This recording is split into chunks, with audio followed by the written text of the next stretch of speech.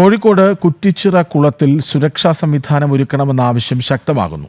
കഴിഞ്ഞ ദിവസമാണ് കുളത്തിൽ നീന്താനിറങ്ങിയ കുട്ടി മുങ്ങി മരിച്ചത്. കുളവും പരിസരവും കോർപ്പറേഷൻ സംരക്ഷിക്കണമെന്ന ആവശ്യമായി പ്രതിഷേധത്തിന് ഒരുങ്ങുകയാണ് നാട്ടുകാർ. വിശദാംശങ്ങളുമായി ദിസ്ന സുരേഷ് ഒപ്പം ചേരുന്നു. ദിസ്ന, നാട്ടുകാർ എന്താണ് പറയുന്നത്?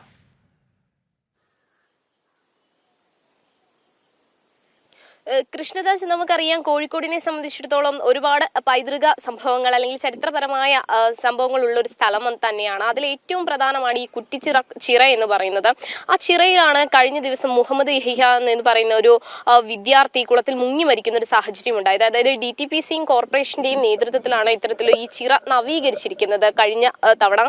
പക്ഷേ യാതൊരു തരത്തിലുള്ള സുരക്ഷാ മാനദണ്ഡങ്ങളും ഒരുക്കിയിട്ടില്ല എന്നൊരു പരാതിയാണ് വ്യാപകമായി വരുന്നത്. ഈ കോഴിക്കോടിന്റെ ഈ സുപ്രധാനമായ ഈ പ്രദേശം വിനോദസഞ്ചാര കേന്ദ്രങ്ങളിലൊക്കെ തന്നെയും പുറം ജില്ലകളിൽ നിന്നുള്ള ആളുകളുടെ വലിയൊരു ഒഴുക്കുണ്ടാവാറുണ്ട്. അതുപോലെ പുറത്തു നിന്നുള്ള ആളുകളാണ് ഈ കുളത്തിലേക്ക് വരുന്നത്. അപ്പോൾ ഈ കുളം കാണുമ്പോൾ ഈ കുട്ടികളൊക്കെ തന്നെയും ഇറങ്ങുകയും കുളിക്കുകയും ചെയ്യുന്നത് പതിവാണ്. പക്ഷേ അവിടെ യാതൊരു തരത്തിലുള്ള സുരക്ഷാ സംവിധാനങ്ങളും ഒരുക്കുന്നില്ല എന്നത് തന്നെയാണ്. കഴിഞ്ഞ മാസത്തിനിടയിൽ 3 കുട്ടികളാണ് ഇത്തരത്തിൽ മുങ്ങി താഴുകയുണ്ടായത്. അതിലൊരു മരണവും സംഭവിച്ചിട്ടുണ്ട്. എന്തായാലും വലിയ രീതിയിലുള്ള പ്രതിഷേധമാണ് നാട്ടുകാരുടെ ഭാഗത്തു നിന്ന് ഉയരുന്നത്.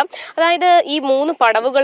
പടിഞ്ഞാറ് ഭാഗത്ത് ഈ പടവുകളോ മറ്റ് സംവിധാനങ്ങളോ ഒന്നും തന്നെ ഇല്ല. അപ്പോൾ ഈ കുളത്തിന്റെ ആഴം അറിയാത്ത ആളുകൾ ഇവിടെ എത്തുമ്പോൾ വലിയ രീതിയിലുള്ള അപകടങ്ങൾ ഉണ്ടാവാനുള്ള ഒരു സാധ്യതയുണ്ട് എന്ന് തന്നെയാണ് നാട്ടുകാർ പറയുന്നത്.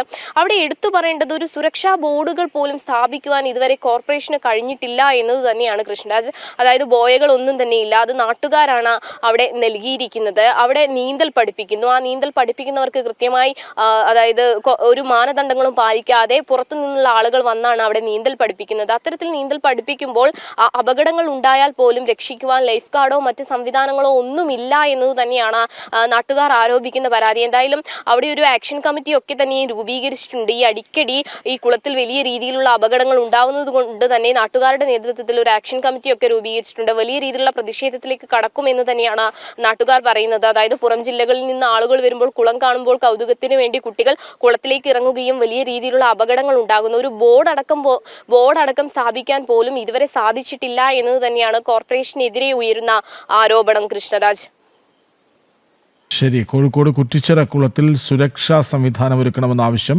ശക്തമാകുന്നു. വിവരങ്ങൾ നൽകുകയായിരുന്നു ദിസ്ന സുരേഷ്.